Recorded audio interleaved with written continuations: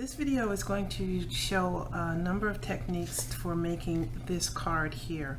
I'm going to be going over blending techniques using distress inks and embossing techniques and how to use foam tape. Okay, the materials I'm going to use today are these inks: Memento London Fog, which is a nice gray, Mowed Lawn, Squeezed Lemonade, Mustard Seed, Spiced Marmalade, Victorian Velvet, and Dusty Concord. These are all distress inks, which are water-based inks, and they work very well for water techniques and blending techniques. I'm also going to be using VersaFine Onyx Black and Versamark, which is a watermark pad. I'm also, of course, going to be using a stamp cleaner and a stamp pad, which I show how to make this stamp cleaner in another video. I'm going to need a bottle of water with a spritzer, and I'm also going to use Post-it tape, which is easily obtainable online at Amazon. It's a lot of Post-it tape, and if you don't have this, you can use Post-it notes for masking, which we'll need to do. I'm also going to be using a corner chomper. This is made by We Are Memory Keepers. It's called a Crocodile, and it has a 1/4 inch and a 1/2 inch side, so I'll show how to use that later. The stamp sets I'm going to use today are these two, Just Botanicals for You and Butterfly Basics, both from Stampin' Up. For this one, I'll be using this primary stamp, and on this one, and this one, and this flower, and this leaf. On this set, I'm only going to be using this stamp right here. I've already pre-mounted my stamps to get ahead of it. I, of course, need a bone folder, scissors, and a clean, dry paintbrush. For the distress inks, I will also need to use daubers. These I got from Lowe's. These are the smallest size paint rollers. They come 2 in a pack. I think it was $2. It's very easy to use. It's very cheap. They also make one available with the craft store. You can get online or at Joann's. It comes in round, and it also comes in rectangular. And you just take the pad and put it on. The Velcro sticks it, and you replace the colors as you need to. I'm also going to be using foam tape. You, of course, don't have to have this large one, but this is what I have. And I'm going to be using, for the embossing part of the demonstration, I'm going to be using this embossing buddy. This will help keep the oils off the paper. Fine white embossing powder, which I keep in these little things here. And clear embossing powder, which I keep in this large thing because I use it a lot. And you'll need a coffee filter. The dimensions of the card pieces that I have today are a standard card base of 8.5 by 5.5, and I have scored it at 4 1/4. We'll need to have a panel of white, which is at 5 1/4 by 4 inches, and a small piece of black, which is at 1 inch by 5 inches, I think. But this is longer than we need. Okay, and that is all the things that we'll be needing today. So let me clear up some of this stuff, and then I can get started. I've cleared the area of the things that I don't need right now, and I'm going to focus on making the panel. The first step is to get some of this posting tape, and I already have pulled a piece off. And you will mask off this section, which you want to stay white, and you'll be working on this section, which is where the coloring action is going to happen. I already know that I want this white section to be 1.5 inches, so I've made a little dot on my grid pad so that I know where to put the tape. Let me make sure it's straight on the paper, because if you put the tape down crooked, your panel will be crooked. So holding it in place, and I'm using the lines to help me. And just press it down really good on the side that where you'll be working so that it doesn't raise up and it get color where you don't want it. Okay. I want to bring in a piece of scratch paper because I want to protect my grid area, a grid mat from the coloring. Okay. The first color I'm going to be using, I'm going to lay these colors down in this order from the bottom to the top. So you have to be really careful when you're using the darker colors because they can overpower very quickly and you can get too much ink to go down. And the first step is to put down the colors that I want and just a band of color. And the second step is to blend the colors one into the other. And this will make more sense as I go into it. So starting off with the green, getting a good bit of ink on, and lightly, very, very lightly, you bring the color from off the paper into your project, because if you start on the project, you're not controlling the amount of dye that is coming over, and you can easily make big splotches, and you don't want that. So you do this in a circular fashion. So starting off the paper very lightly, and then bring it in to the work. And it's always better to start off with lighter and less than you think you want, because you can always add more color, but you can't take it away. Okay, that's good. The next one is the squeeze lemonade. And again, starting off and working in. And I'm going right above where the mowed lawn was, and also coming down a little into the mowed lawn to start the blending process. And I think I want a little bit higher. And I'm going very lightly here. Moving right along to the mustard seed, same process.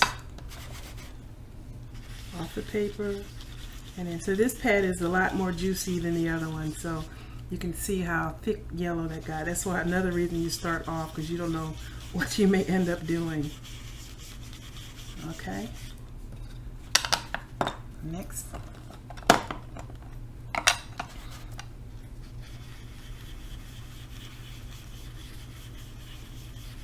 And you can see I'm seeing some of the blending happening already just on this first pass. And now the Victorian Velvet.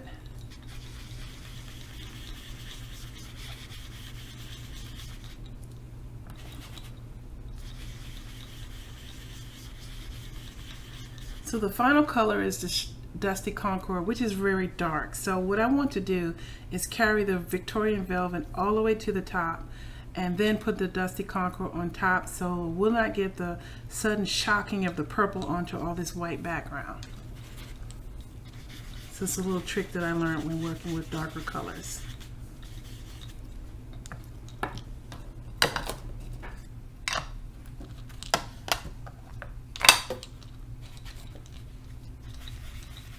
And be very, very light touched with the dark ones. Go back and get more paint and dye as you need it.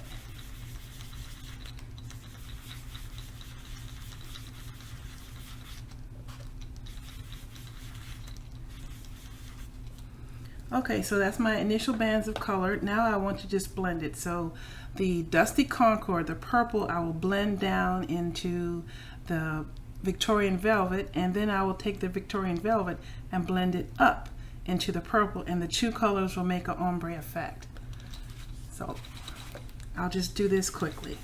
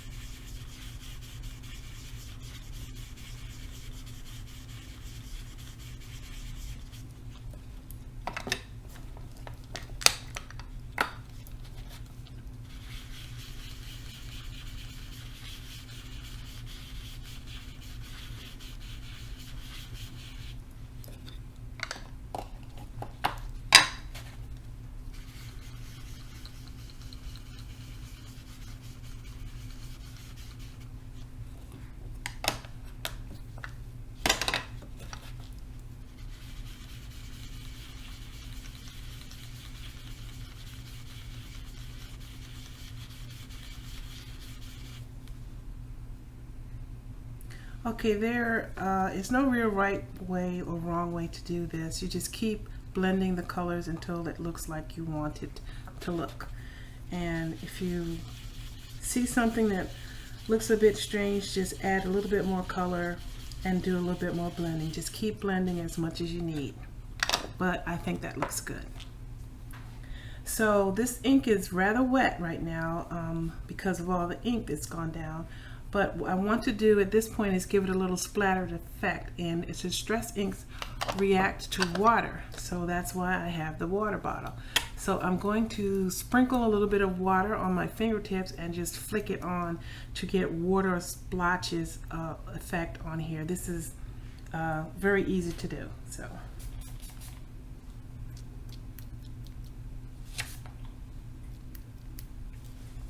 All right, I think that was enough, and you just let it sit there for a few seconds, and you get a clean paper towel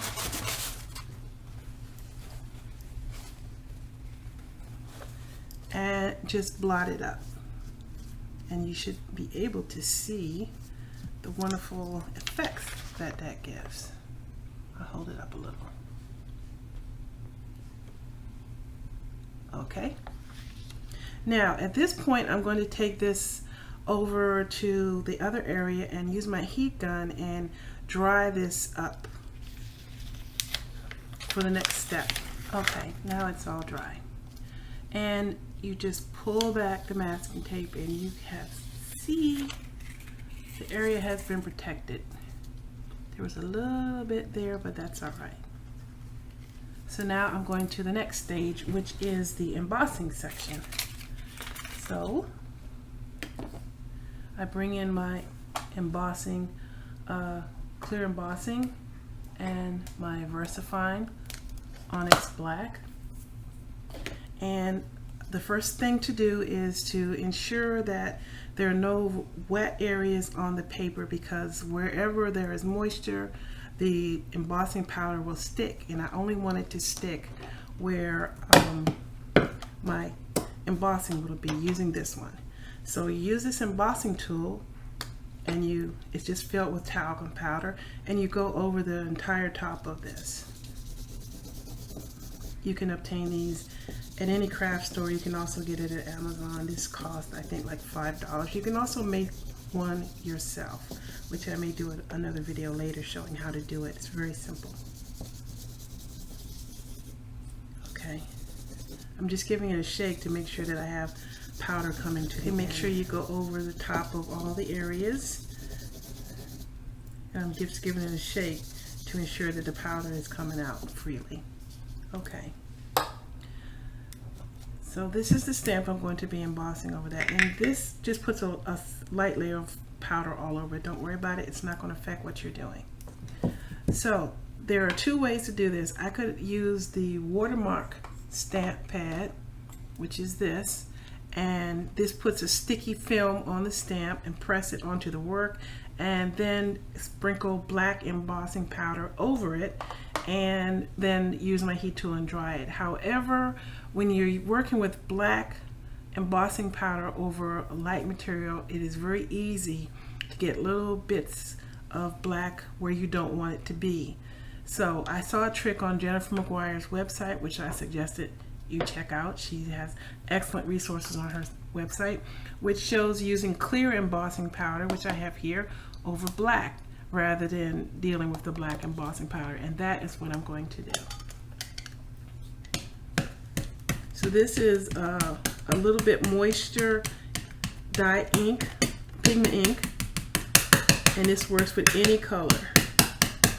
So if you have any color of dye that you want to emboss, but you don't have that particular color of embossing powder, you can use clear over your color. You have to be careful with this Onyx Black, because I got a little bit of artifact there, so I'm just going to take a paper towel and wipe that off so I don't transfer that to my work. You have to work a little quickly though, because we need this ink to be still wet once it goes down. Okay, hopefully this doesn't fall off on me. So straighten it up and just press straight down and straight up. And don't wiggle it because if you do, you'll get a ghost image, and that's not what you want. Okay, I think that's good. Yep. Now I'm going to take this and using my little spoon, which I have in this, just drop it right over it and make sure it fully covers it. And you have to work while this is still wet, so you have to be a little quick. And tap off the excess. All right. Now, it's at this point that you would use the paintbrush if you had a little bit of embossing powder where you didn't want it, and you just carefully wipe it away. It's a little hard to see because it's clear, but it'd be more obvious on the colored embossing powders, of course. But the best part about using the clear is it's a lot more forgiving than the colors, so even if I got a little bit where I don't want it, it won't really show up. Okay, I'm happy with that. Move this back out the way. Be sure to clean that stamp later so it doesn't stain. Okay, I'm going to go and take this to my heat tool and emboss it. Okay, now there's a little bit of warping from the heating up. You just give a little bend and help it lay flat. And as you can see, the embossing made the lettering raise just a little bit. Okay. Now I'm finished with the panel for this step, and I'm going to, oh wait, no, I just need to do one other thing. So I have another stamp, which is the part I'm going to put here and here using the London Fog. So I'm just going to guess how far down I need to ink this, because this is longer than the area I need to ink, so I'll just eyeball it. Make sure it's straight. And press. All right, I need a little bit from the other side. Fresh inking. And make sure that I'm lining it up where I did down there. And press. Straight as I can get it. Okay. All right. That's good. Set that aside, and now pull in my small piece of black, and I'm going to be embossing on this. Now this is going to be the similar problem that I ran into with the black on white, because this is going to be white embossed on black. So I am going to be really generous with the embossing buddy to make sure it does not stick where I don't want it to stick. And you can see I'm putting it on really heavy, but it doesn't matter, this comes right off. All right, now I'm going to have this on a piece of paper, and I'm going to bring in the coffee filter that I use to catch the excess of the embossing powder. So here we go. And I'm going to stamp this one with the sentiment "on your special day" using the watermark. So it's very sticky and it's clear. You won't see anything very well on the camera. And I'm going to try to make sure I didn't get any parts on the side. I'm going to rub that off so that it doesn't transfer to the work. It's really hard to see. But hopefully I got it all.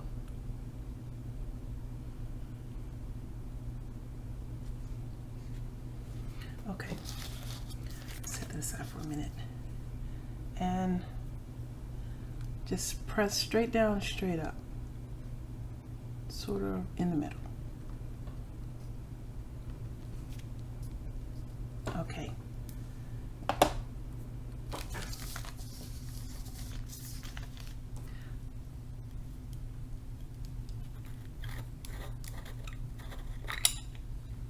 Just drop it on, and a little bit will do. You can see I did get a little artifact on there, but I can use the paintbrush trick, which I've already shown you how to resolve that. Flick off the extra. Okay, set that aside. Get the paintbrush and just wipe off where I don't want it to be.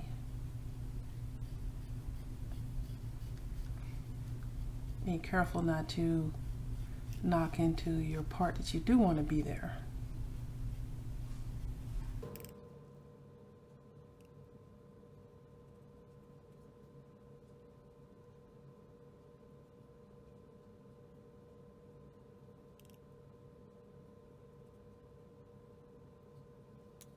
Okay, now I'm going to take this over to my drying tool and heat it up.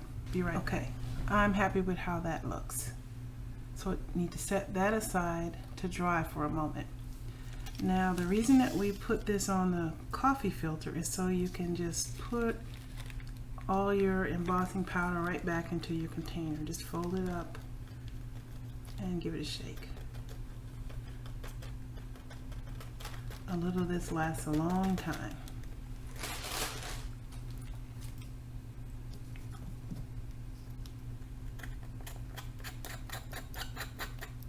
And now the reason for the second piece of paper is clear, because in case you spilled any for the first thing, you still haven't gotten it on your work area. So you know your work area is good and clear.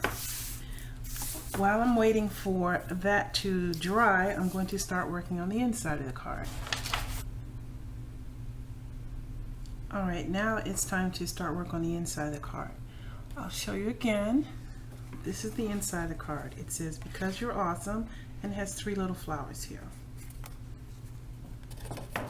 Okay, so I have the card base, which I have scored at 4 and 4.25. Now this is the valley side, which is the side that you actually use your bone folder and score on, but we're going to flip that over and use on the hillside, which is the inside of the card. So the first thing we need to do is put down our sentiment using, again, the VersaFine. Sorry about that.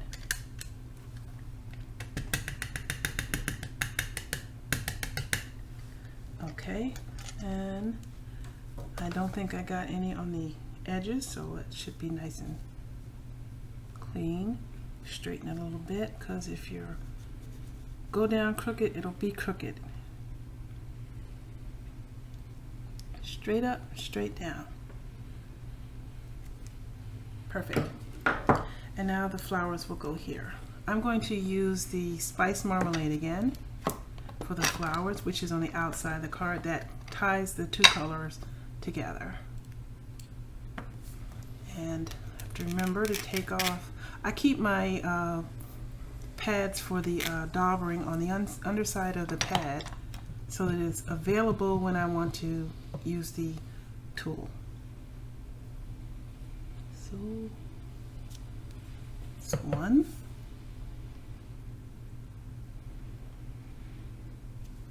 2. I turned it a little bit to give it a little bit of variation, but of course you don't have to. It's personal preference. And now for the leaf, I'm going to use the Modelon again. And just try to eyeball it and line it up.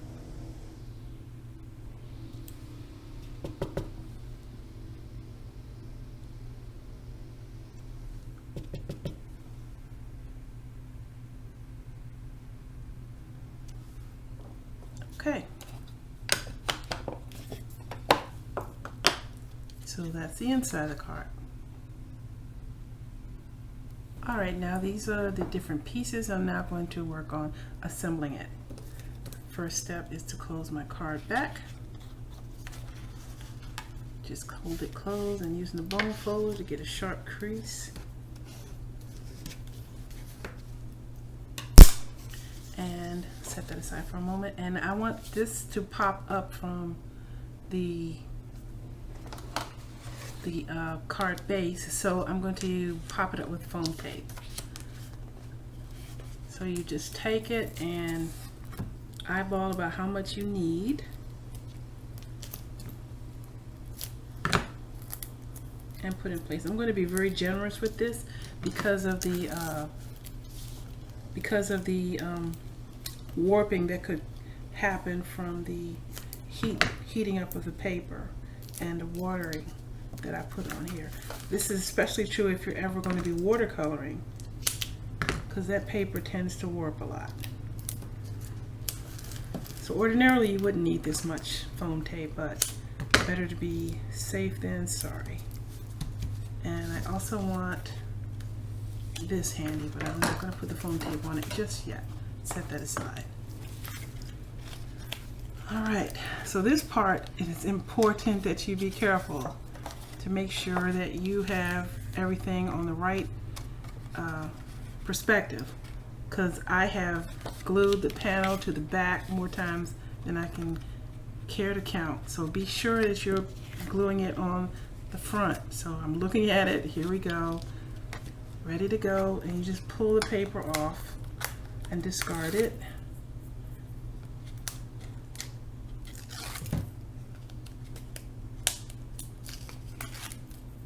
You could have also just taped this directly down onto your work, but I think the added dimension is nice for this card.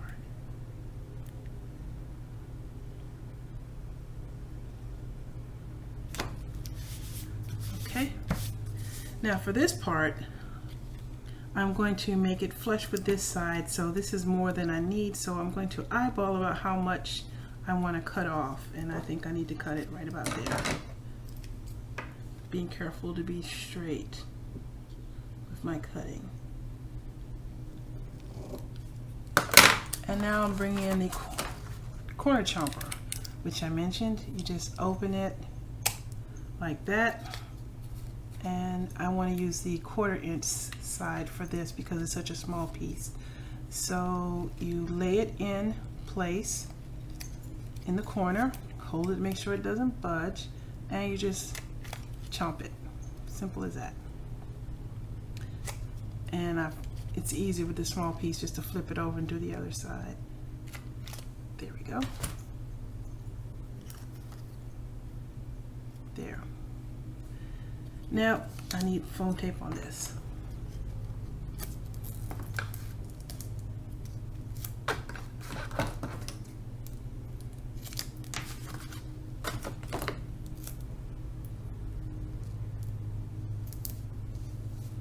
Okay.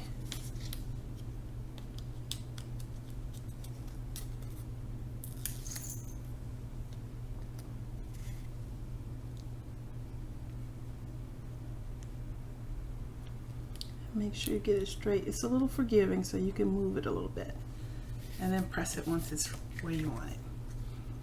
Okay, so that's the card that I made today. I went over blending techniques using distress ink and embossing techniques using clear over black, and also embossing using white embossing powder, and corner rounding to make a banner, and using foam tape to pop up your work. And that's all I have for today. I hope this is helpful for you, and thank you for watching.